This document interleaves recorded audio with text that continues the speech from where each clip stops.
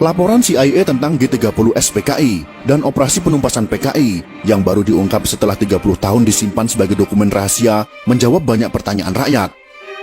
Jika bukan karena Maijen Soeharto yang tersisa dan mengambil alih komando pimpinan TNI Angkatan Darat, sejarah Indonesia pasti berubah. Republik Indonesia sudah pasti akan menjadi negara komunis. Banyak kemungkinan yang akan terjadi, dan semuanya lebih buruk. Presiden kedua Republik Indonesia. Siapa yang tidak mengenal beliau? Beliau tidak lain dan tidak bukan adalah Presiden Haji Muhammad Soeharto. Lahir dari keluarga petani di Kemusuk, Yogyakarta pada tanggal 8 Juni tahun 1921 dan meninggal di Jakarta pada tanggal 27 Januari tahun 2008 pada usia 86 tahun. Jasanya kepada bangsa dan negara juga tidak bisa disepelekan. Akan tetapi bagi kaum komunis hal ini sangat bertolak belakang. Kaum komunis sangat membenci Presiden Soeharto karena beliaulah yang menghancurkan komunis di negara tercinta ini.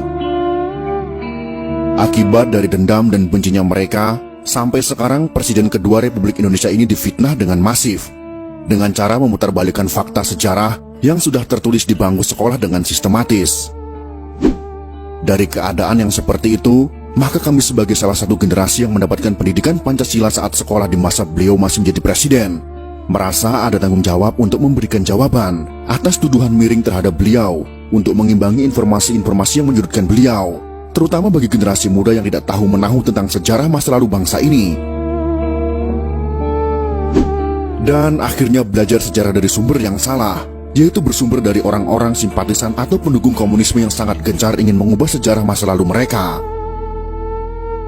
Beberapa pemimpin dunia yang memuji Presiden Soeharto dalam pernyataannya. Berikut ini adalah pernyataan tersebut.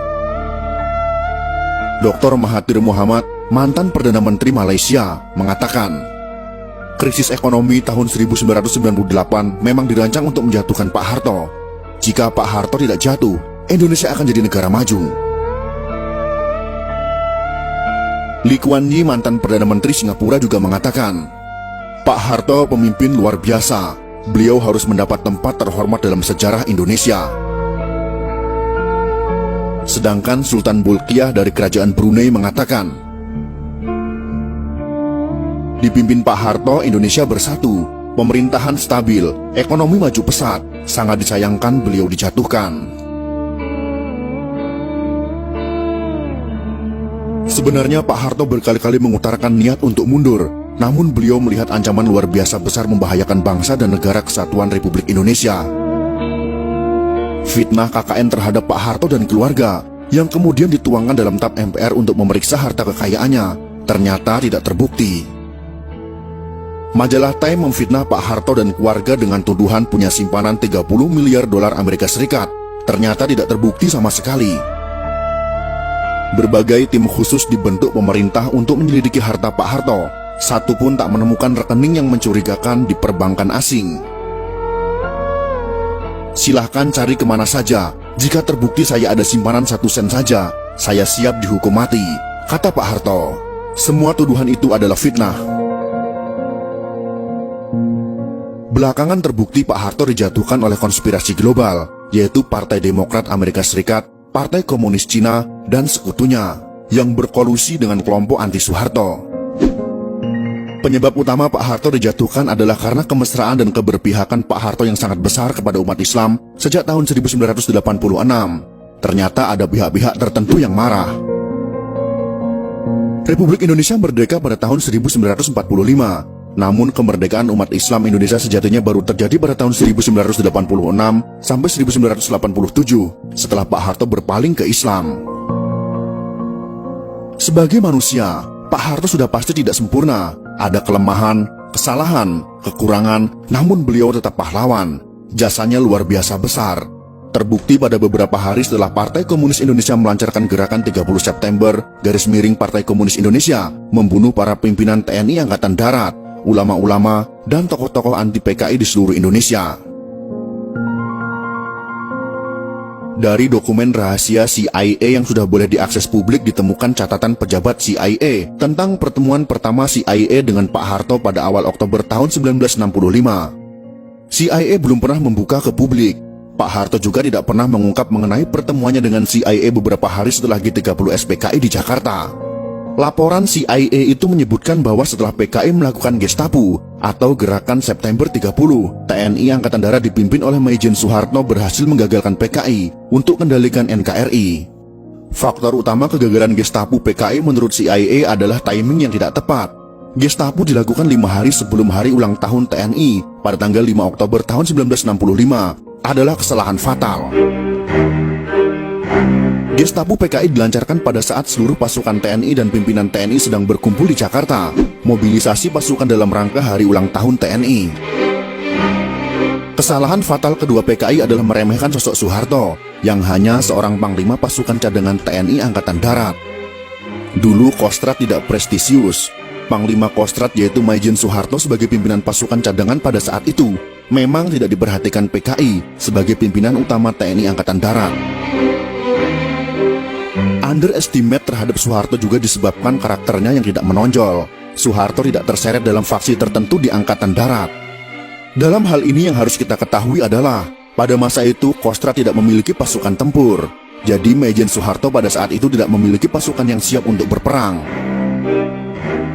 CIA mengungkap, sikap low profil Soeharto disebabkan oleh kegagalan besar operasi Trikora pembebasan Papua Barat, di mana TNI kalah telak dari Belanda. Soeharto yang low profil, tidak suka berpolitik selama menjadi perwira TNI, membuat posisinya dianggap netral, tidak berbahaya oleh PKI. Di internal TNI pada saat itu, ada TNI faksi pro Soekarno, seperti Jenderal Ahmad Yani, ada faksi pro Abdul Haris Nasution, yang anti PKI, dan faksi TNI yang pro dengan PKI. Dari film G30S PKI yang dibuat berdasarkan fakta sejarah itu, rakyat tahu bahwa sempat timbul pro kontra di Politbiro PKI mengenai Jenderal Ahmad Yani. Keputusan PKI untuk menculik dan membunuh Jenderal Ahmad Yani yang Soekarnois didebat anggota Politbiro PKI. Akhirnya bulat disepakati Jenderal Ahmad Yani masuk daftar korban. Dokumen CIA menyebut bahwa keputusan PKI untuk menghabisi Jenderal Ahmad Yani karena dikhawatirkan Yani akan jadi masalah jika Soekarno meninggal dunia. Sedangkan Maijen Soeharto adalah staf dari Jenderal Ahmad Yani. Pak Harto tidak termasuk pimpinan TNI Angkatan Darat yang diperhitungkan oleh PKI. Inilah kesalahan fatal Gestapo PKI. Laporan CIA jelas menyebut ada kesalahan analisa Politbiro PKI dalam menyusun daftar korban. PKI tidak memperhitungkan kemampuan militer Soeharto. Secara politik, benar Maijen Soeharto sudah tamat karena memalukan Soekarno. Secara militer juga tamat karena hanya jadi panglima pasukan cadangan. Dari perspektif faksi militer, Soeharto tidak masuk faksi manapun. Soeharto hanya dianggap bayang-bayang Jenderal Ahmad Yani. Gestapo pun dilancarkan PKI. Pertanyaan besar pun muncul tentang faktor keberhasilan Soeharto melakukan serangan balasan terhadap aksi Gestapo yang berujung kepada penumpasan PKI terjawab dalam laporan CIA. Saat hampir semua pimpinan TNI Angkatan Darat yang anti PKI dan pro Soekarno sudah dibunuh PKI, yang tersisa hanya Maijen Soeharto dan Jenderal Nasution yang terluka. Muncul pertanyaan, mengapa Soeharto bisa memobilisasi TNI begitu cepat dalam jumlah besar?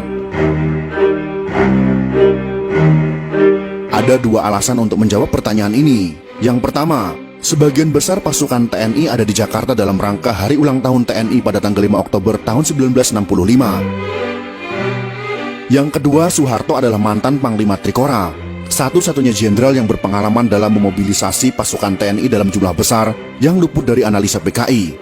Soeharto sebagai mantan Panglima Operasi Trikora sangat berpengalaman memimpin, memobilisasi ratusan ribu pasukan dari 3 matra TNI. Sekakmat TNI berhasil membalas aksi PKI. Bagi Soeharto memerangi pemberontakan PKI tahun 1965 sama seperti perang lawan pasukan Belanda. Hanya saja PKI lebih lemah daripada Belanda. Laporan CIA tentang G30S PKI dan operasi penumpasan PKI yang baru diungkap setelah 30 tahun disimpan sebagai dokumen rahasia menjawab banyak pertanyaan rakyat. Jika bukan karena Maijen Soeharto yang tersisa dan mengambil alih komando pimpinan TNI Angkatan Darat, sejarah Indonesia pasti berubah. Republik Indonesia sudah pasti akan menjadi negara komunis. Banyak kemungkinan yang akan terjadi, dan semuanya lebih buruk.